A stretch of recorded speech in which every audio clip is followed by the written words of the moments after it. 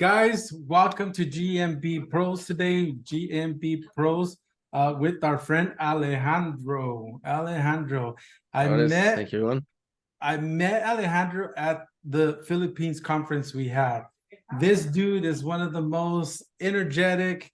So there was a lot of people before Alejandro spoke. And then when he got on there, like, dear to my heart, right? Because Alejandro is about sales. It's about, hey, at the end of the day, is how do we help our customers? How do we deliver consistency? How to acquire, have the right attitude, the mindset. So it was very, very like, finally, a guy that, I can embrace. And then we got to talking, a little bit more at the conference, and we ended up going out. We had a great time. We got to know our friend Alejandro a lot better, and it was super cool. We vibed good, we chill, we had a great time, we really connected. So I'm glad I'm able to bring them to you guys, to the GMB Pros, our community.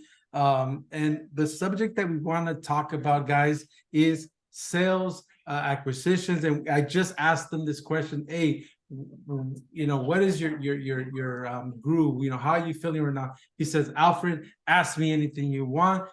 If I have an answer, I'll give it to you. If I don't, I also won't give it to you, right? So for those that don't know you, Alejandro, why don't you tell us a little bit, your little, not your little, but your journey, because I would love for you to also share where you're at now, where you're living. And that's an interesting story that you shared with me that I would love, for people to know more about you. So if you can kind of take us in a nutshell, your journey up to this point. Sure. Listen, you wouldn't be wrong if you call it a little journey, because I think from the big journey of a lifetime, the 7 years that I've spent in this particular industry, is so little, it's so small, right? And there's so much more that I believe can be accomplished. And it's beyond business success, right? That can be accomplished in terms of having an actual positive impact to the people that you serve. So yeah, it is correct. So also keeps me humble. So that's good. So right, how did this come to happen, right? If I understood your proposition right. So sure, I'll do a bit of an intro. I don't necessarily like spending too much time talking about myself and my story, other than for the purposes of perhaps illustrating certain points on why do I believe in what I believe. But I give people the quick breakdown because I understand it's probably on point at this point. I started doing SEO about seven-ish, a bit more years ago. And the story is kind of funny. I was a broke backpacker in India in a couch in Kolkata. I was there after celebrating a week-long wedding from a friend of mine in Ranchi. And after day 7, I'm like, how many more days we have? Like, how many more days you want? Like, okay, listen, I love you, need to go. Like, I can't do, like, it's too much for me, right? And I loved it, but listen, a week long of a wedding, 24/7 celebration stuff, that's intense, right? So anyway, I went to Kolkata to decompress for a bit, hang out with some other hippie friends, and I met this English teacher and his Vietnamese. The guy was Australian, I believe. Vietnamese girlfriend, beautiful people, and they told me about this book that they read. It was pretty cool. Like, what book is that? It says, oh, it's the 4-Hour Work Week. Have you heard about it? And I listen, I was right before I was a broke backpacker, I was a servant of the house. This is the actual literal name on the contract. Servant of the house in a 5-star hotel in Germany, right? And I was working my ass off. Definitely a lot more than 4 hours, right? It's like, 4 hours sounds like BS, but also sounds pretty freaking sexy to ask me. So like, I'm gonna give the book a read, right? And now, mind you, while I have a lot to say about the 4-hour work week in and of itself, and digital nomads in and of themselves, which if you want to explore that, we can explore that, but we don't have to because it's probably outside the topic. Um, I found a lot of value, and I found the whole idea of doing online businesses. And I started with like, oh, should I do drop shipping? It's too complicated. I don't know logistics. Like, dude, I'm a mechanic by trade. I'm a grease monkey. I learned how to fix cars, and I worked for Mazda for a while. I hated it. I was making 600 euros a month in Spain. You can't do shit with that money, right? And then I got a job in Germany. I did that for a while. It was terrible, right? It was just this modern day, servant of the house. Read that as you want, right? And from there to today, it's a very weird journey, right? So I started writing a blog about helmet reviews. You can have them, but in this world here, I have a bunch of helmets. I love motorcycles. I believe they are pure life. Just the feeling of the road is the best, and that was the only thing I knew. So I started doing reviews of the like 20 helmets that I had laying around between my helmets and my friends' helmets. Like, hey, if I want to talk about the things that I can talk about, helmets is the only thing that I know. Now, mind you, I still have a website that reviews helmets. That's fuck all money, but it's like a legacy thing that I'm keeping for the heart, right? Um, and from there, I learned how to do SEO. Like, oh, okay, I guess if I write this content and these are the contents and like these articles and I put them together and then I create a guide that summarizes all these articles and I compare this product with this product and I do this and I do that.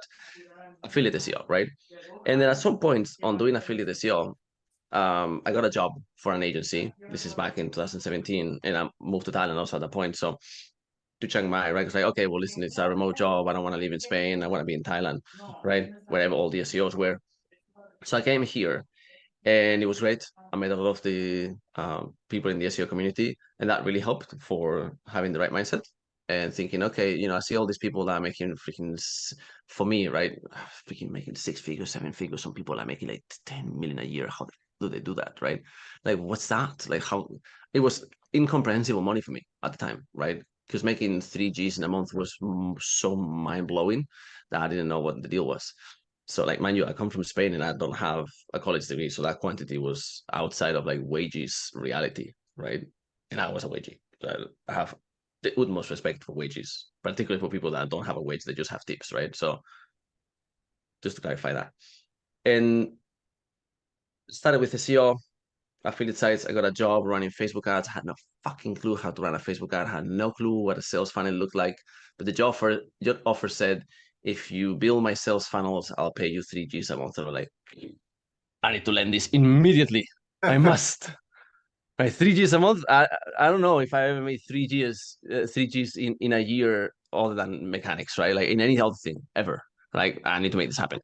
I got a job. I designed a very good funnel apparently that we run and make really good money. A few months after I got the job, and I was in Thailand. And from there, I started building more and more sites, affiliate sites. Eventually, started running the portfolio of the gentleman. His name is Don Wells, one of my earliest mentors and one of the earliest people that gave me trust in myself and gave me the opportunity. So shout out to Don Wells from Monfolio for being the OG that made it all happen. And at some point, his portfolio of sites was like, had a lot of opportunity, but we were very busy running the agency. And I said, this could be its own thing. And Onfolio, which is now publicly traded, came out from all of that. Obviously, I didn't do any of the big stuff that got them there. It was sort of like we shared the idea together, like this could be possible, right? And then that was the original idea, but from there to what's become, I take no credit for that, of course. But it was really cool to be involved into that, right? And it was a guy putting the trust of running a lot of sites, 20 plus websites on me. So that gets you good at SEO very quickly. Very quickly, right? We were buying sites and selling sites, and some of the sites that we were buying were on Mediavine, right? So I became very active on the group because a lot of the SEO advice in Mediavine was outdated. And of course, some people didn't like the idea that I was saying that links are actually very important, mind you, right? And some people started mailing me like, "Can you fix this on my site? Can you fix this other thing?" I'm like, no, I hate agency work. I will never do agency work, never. Mind you, the talk that you saw me give in Philippines was about how to love doing agency work because I had to learn how to love it because I didn't want to do it, right?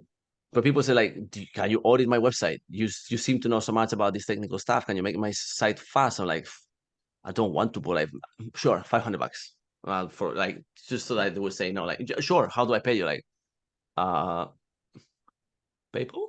And then like, will somebody else say yes at 700? And then an agency came to me, right? And then from there, I was running that agency for quite a while. And James, good friend of mine, had acquired Get Me Links. And it's like, hey, we have this agency. Do you want to do sales for it? And I say, I buy it from Get Me Links. Sure, I'll sell the product. I liked it, right? And as I started selling, I was like, this agency needs a bit more work than just sales. And it's like some serious like skeleton work to be a solid creature that can actually produce results that allow you to sleep very well at night.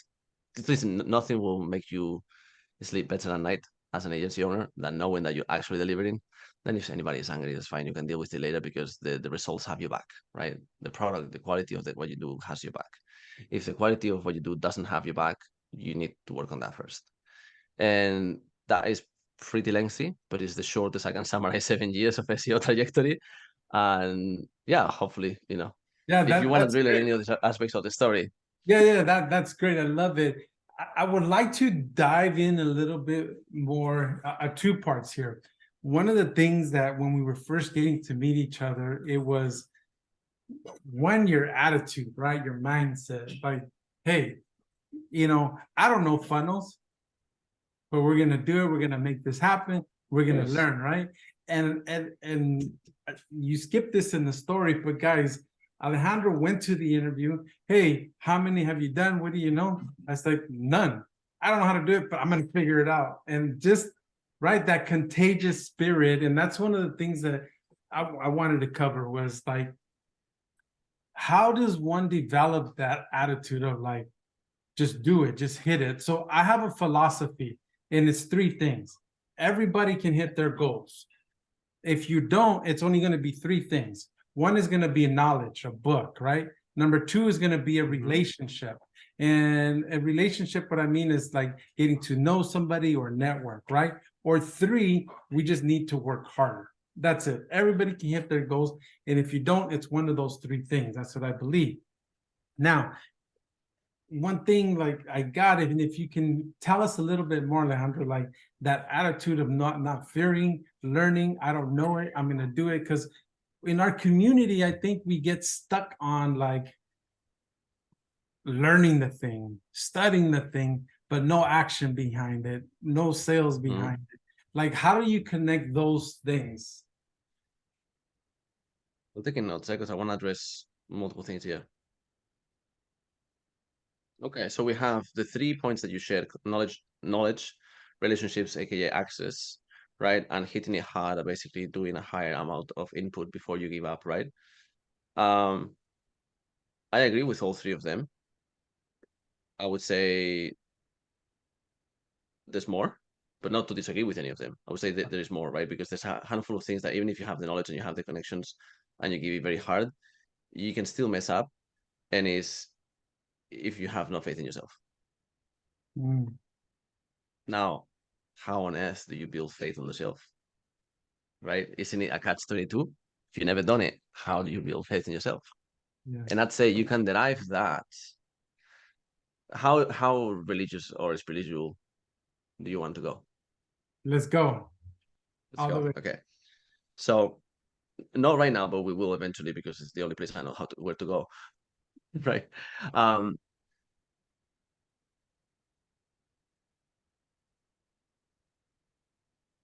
how do you connect that? Right. And how do you get past the phase of being stuck at learning? Yeah.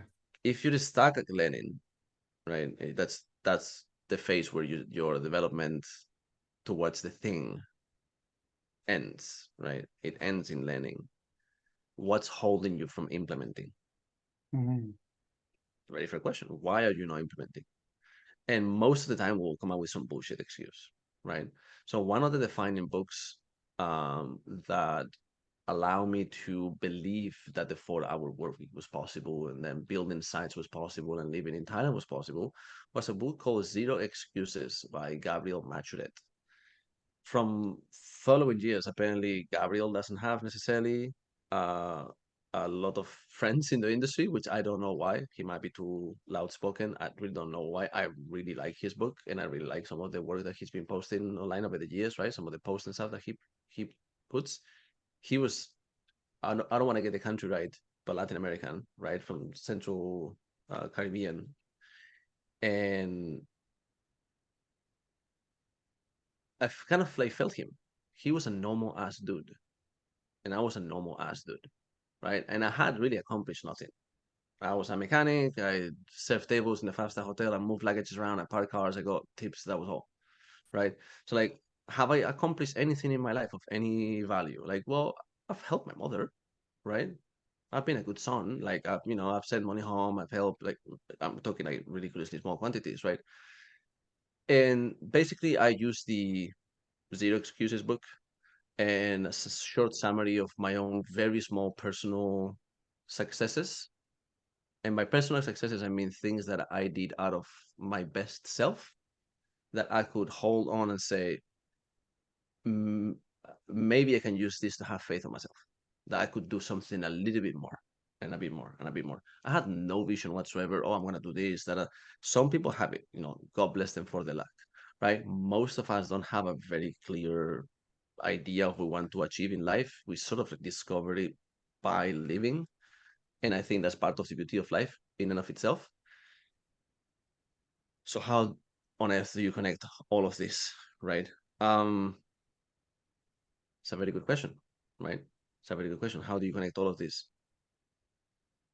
I don't want to get lost in the branches, but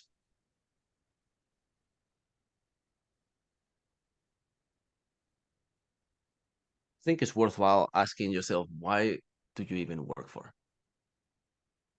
What's the point? What are we working for? Right? What are we selling? Who are we selling? How do we actually get to work? Why am I only learning? Why not jump to implement? Right? So Zero Excuses helped me find some of my inner bullshit. And this is all fear talk. It's all fear talking to you. Don't do this. People are ridiculize you. Don't wear these glasses even though it's 1 a.m. And if you have these bright ass lights, you will never sleep for the next 7 hours, right? Because you might look silly on camera. I don't care if I look silly on camera. Wear the glasses. Somebody will find that it's cool, right? And boom, the podcast got done at 1 a.m. in the morning, and I'm having a great time, right? So like, don't let the petty things, don't let the tools get in the way of doing the work. Don't let your words get in the way of delivering the message. Don't let the knowledge get in the way of actually implementing the knowledge. And a lot of people get there. I need to know more. You don't. Just do it. Have a degree of faith in yourself. Any faith, some faith, and operate on it. And eventually let life show you the way. If this sounds a bit religious, like, the Lord's ways are, I don't know how to say it in English, but basically that, something along the line of, I believe in English, like the Lord's ways are mysterious. If it sounds like that, it's because I am referring to that, right? Like, we don't know really at all what life is going to be like. You can just put your most valiant and honestest effort and trust. Absolutely. And one thing I got from what you were saying is, we're all in this SEO industry, right? We're all in some facet, affiliates, GMB, website, whatever it may be in marketing, right? But it's that why. And that's one thing William always teaches, right? Is the first thing is that why. Get your why down. Not only get your why, well, what you want, and then more importantly, what are you willing to give up to get what you want, right? And one thing you said was like, who and how you want to sell. And one of the things with sales is sales is about, for me, helping more people, right? So if you take that word from sales, like, to helping more people, and then why are you helping the people, or why, or what is your vehicle, how are you going to do it? I think it's the path that I've shown before, is a path of least resistance, right? Whatever comes like natural, whatever speaks to you, and then you dive into that gift that you're operating. So love that. And that's one of the things that I kind of gathered from that. It's kind of like we hear it in a different way, right? Now, so you're doing sales, right? There's this young guy, serving in the hotel, the mechanic, right? Learns a little bit of SEO, you know, reads books, Zero Excuses, right? 4-hour week, work week. Now we get to this, like, okay, I want to help people, who I want to help, how I want to help them, like, AKA like sales, right? How does Alejandro polish, overcome that fear, have faith? And I think one of the first steps is like having that confidence, right? To like, do it. Okay. So one of the things is, guys, it's the path of least resistance. It's like, like if you go out, you want to have fun, you want to do it, but that confidence, how does one polish that confidence in sales? How does one listen to the client, to listen, to kind of acquire that success? How does one build that relationship? How does one like network, you know, to at the end of the day to help more businesses in what you're selling and what you're doing? There was a few questions left there, right? So the last one was, how do you network to help more businesses, Yep. right? And then the main one that I got is like, how do you build the confidence in sales? Yeah. How do you polish that? Those are How do you the two. make that transition? And once you get your why, okay, Alejandro, I got my why. I'm gonna jump. I'm gonna leap. I read the books. Okay, like okay, now how does Alejandro? How did he polish the sales? Because I know I heard you speak on stage, and I think I know what your answer is gonna be, but I kind of want to hear your version, like as far as the sales part of it, as far as the relationship part of it, as far as the network part of it. You know what's the easiest thing to sell? Something that really helps someone alleviate a problem that is real. Keyword being real. There is problems that are made up and there's problems that are real, right? If what you have to deliver really helps somebody solve an actual real problem, it sells by itself. And then the two keywords become, can you deliver the help? Actually, can you deliver? And then if you can, it's very simple. Just say the truth. This sounds like the least accurate sales training ever given online, because I'm not aiming to give one. I'm talking rather conceptually, right? Because like, how do you polish the confidence in sales? Um, listen, I'm a lucky bastard. Okay, my first job was at 19, knocking doors on like the sketchiest neighborhoods of Alicante. This is the late 2000s, and you have gypsies with no teeth up in the doors like, what you want? Payo, ¿qué quiere? It's right, and you're like just a 19-year-old kid doesn't even have a beard. Fuck, I'm 33, I still don't have a beard, right? Like imagine how young I looked.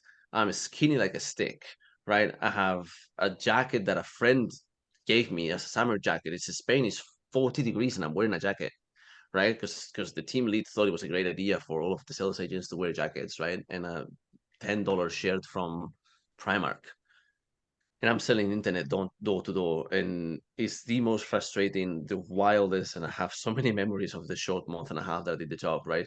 And it's like I had zero confidence, and somehow I just went and said, "Is your internet shit? Like, what is your internet shit? Because like I'm with Vodafone coming next week to put the lines, and if you want to have good internet, like I can sign you up." And like, yeah, my internet shit. Like, who you have? Oh, this company. Cool. Let's figure this out. And then they would have questions. I'm like, wait, hold on. What speed do I get? They're already buying. They already bought. When they say, what speed do I get? No, what speed would I get? Or what speed do you guys have? It's what speed do I get? Like he's already like he's ready, right?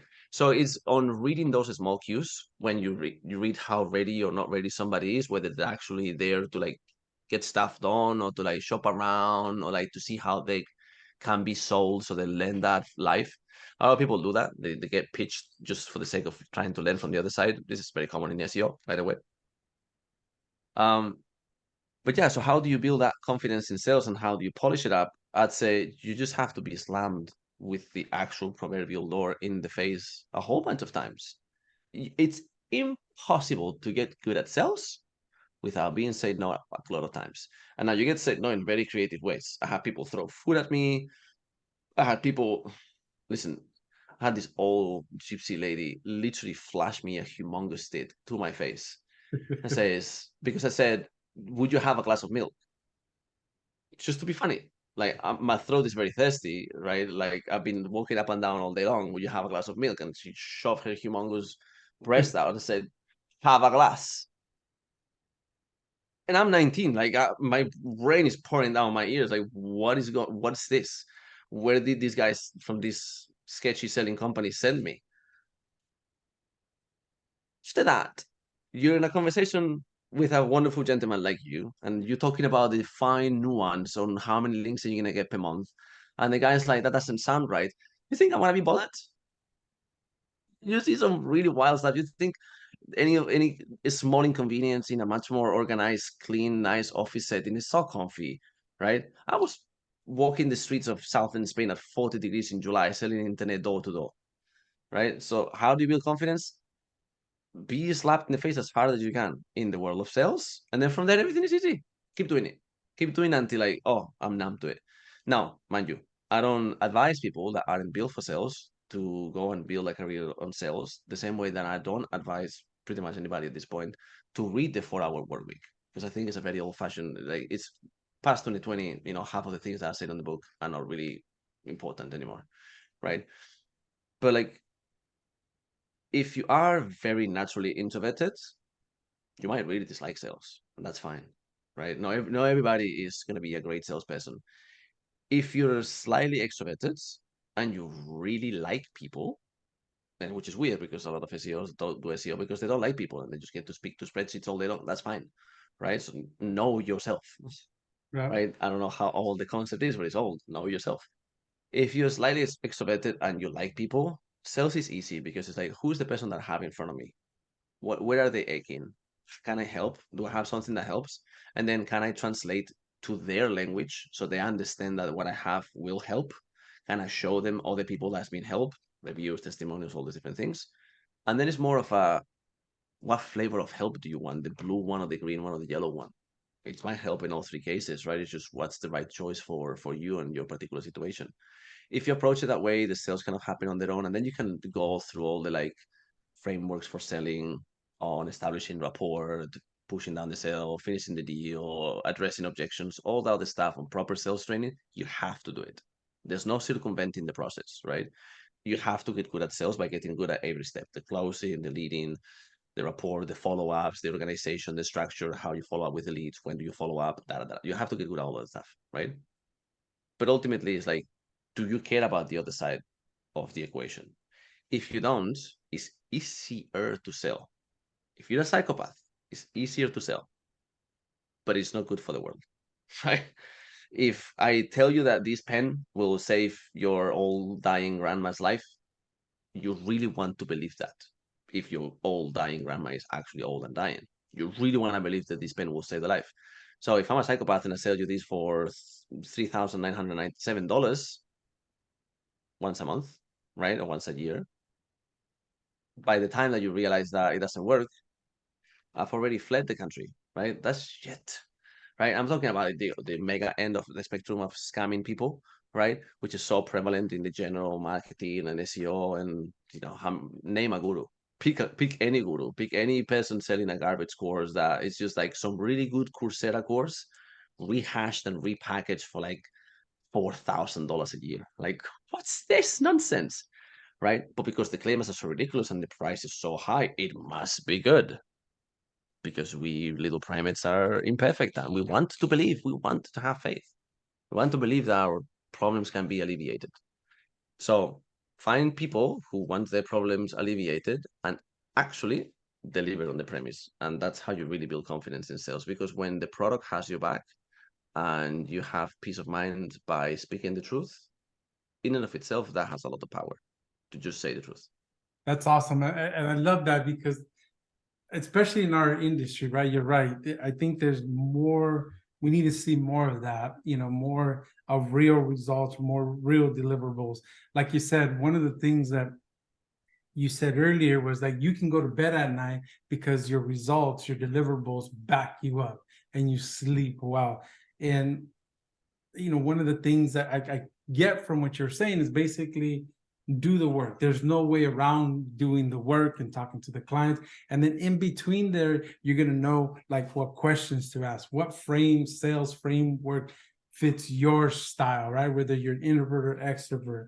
But we have to ask the right questions. We have to see like, okay, is your deliverable going to help them and really help them, right? So you can sleep at night and have that longevity in what you're doing. So I totally love that.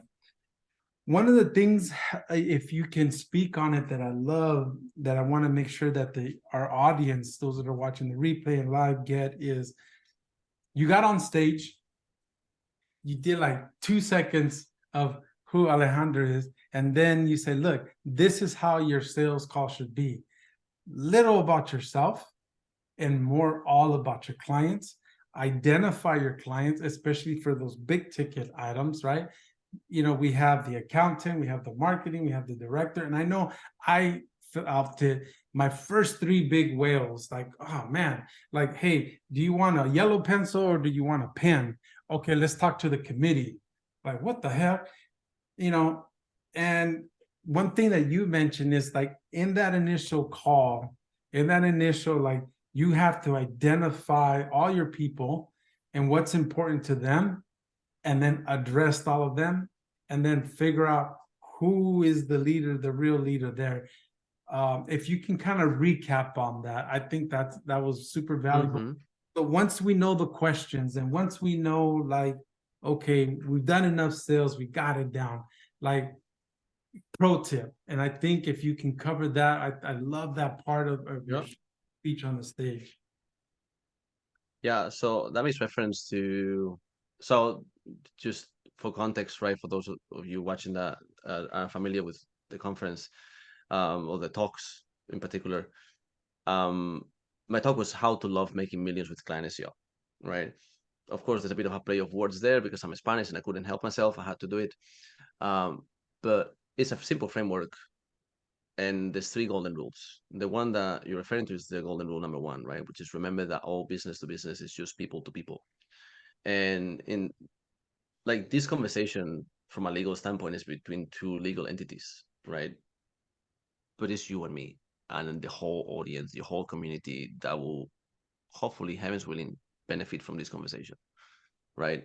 In which way it's out of my control, really, right? We just say the truth and hope that it will deliver on the other side. So this golden rule number one, which is remembering that it's all people to people, right? Is because it is, right? There's only human beings doing business and building stuff, and we are the ones that have all the tools and all the technology to literally do anything we want in the world. We terraform the planet, we collect minerals from the bottom of the ocean, we can do anything we want, right? So we might as well do something good, of course. But ultimately, the point on this conversation, right, is if you remember that it's people to people, right?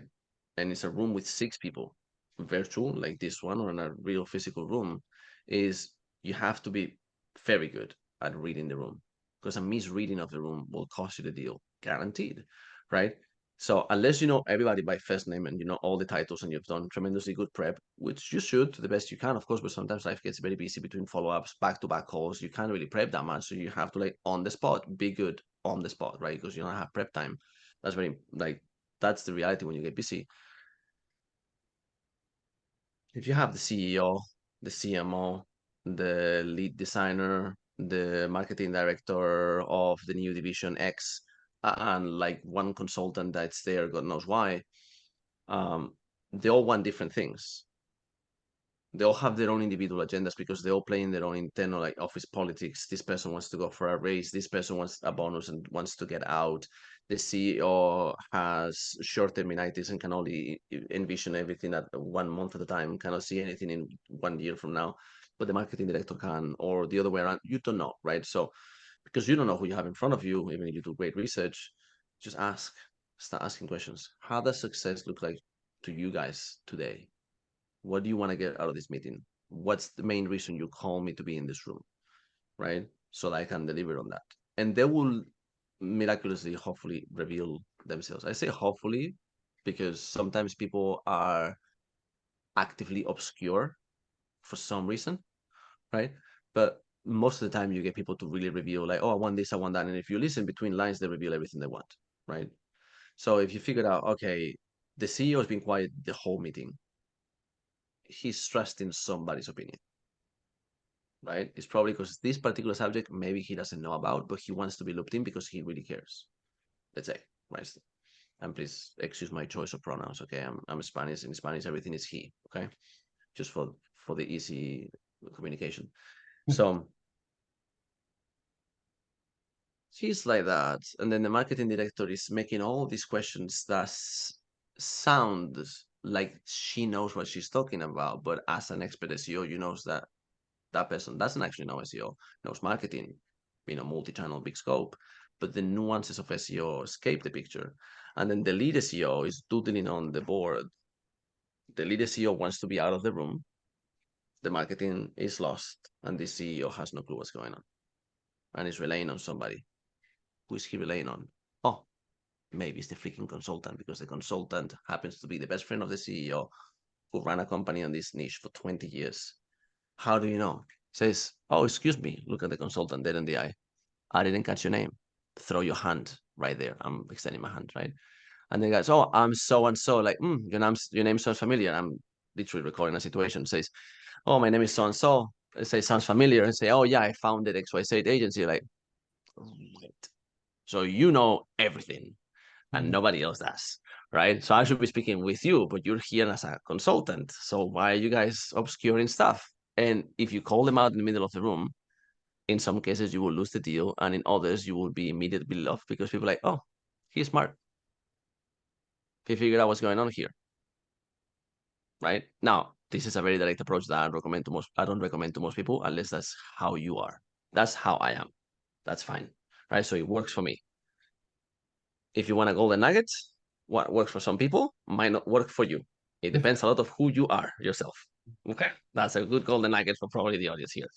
So yeah, figure out what's going on in the room. Okay, who's who, and make sure that the person who has the ultimate word feels like their agenda is the one that's being contemplated the most, because they have the final word, right? I was recently on a conversation with somebody for some creative work done at Get Me Links, and it was a very frustrating half-an-hour conversation, because I wanted to make a very clear point at the beginning, because I didn't have the half an hour, and we engaged in corporate speak for 30 minutes and nothing got accomplished up until the last 3 minutes, when I actually really drove the point that I wanted to make clear and says, can you or can you not? I don't like speaking on calls like this. Can you or can you not? Right? But after 30 minutes of being sold, and my question, my simple question, can you deliver the goods, wasn't addressed, there's no deal. I was on the buying end there, right? So you want to be good at sales? Be sold. When you get sold anything, observe, how did I get sold? Why did I like this person? What did he do? Right? And this is like, don't go out actively and buy shit that you don't need so you can be sold, right? We're all buying stuff all the time anyway, so just pay attention. That's a really good way, right? Awesome. Yeah, absolutely. And that's one of the things that I wanted to, when we invited Alejandro, like, man, I gotta get this message right to the team, because a lot of us, we're so worried, we're so concerned, we're nervous the first time.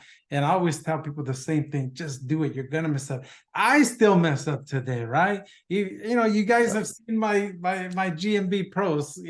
Hopefully I'm getting better, but I still have room to improve. But the one thing that you said, you got to do it over and over and polish it. Then you develop, what questions to ask, and this whole reading the room and reading the people, and how I think hopefully you guys will take a gold nugget from that and apply it to yourself. Like, I remember Alejandro, okay, this guy's this guy's that, this guy's that, and be able to like call people out on the carpet, right? Like, hey, you guys, because I've done the same thing. Like, oh, this agency and this agency. Like, wait a minute, why am I even here? You work with a lot of great agencies. Why am I so different?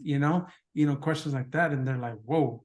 They get taken back. You get put them on the spot, and nobody's ever asked them those questions. So I think questions and doing it over and over and over are very important, right? Reading the room is very important to sales, to acquire more networking, and see where you fit, the path of least resistance, so you can build this skill.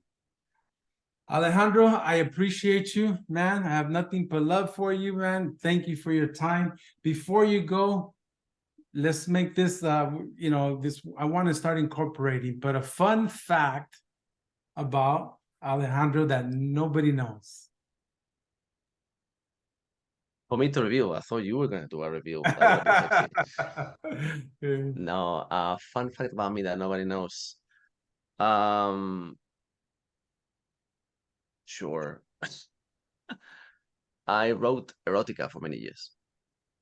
You wrote Pornography. I wrote pornography for many years. Wow. Literary pornography. It never got in. It wasn't a screenplay, if you know. It was literary pornography for many years. Yeah, until I grew up. Yeah, okay. That's a new one for you. So guys, I appreciate you. I thank you, those that have joined, those in the replay. I hope you got some nuggets, some insight on Alejandro and the knowledge he was dropping. The guy is super successful, super fun, down to earth. And one thing that if you guys ever meet him in person, you can ask him anything. He will help you, he will guide you, no sugarcoating. So I appreciate you. Thank you for your time. Thank you for your guidance and your knowledge here.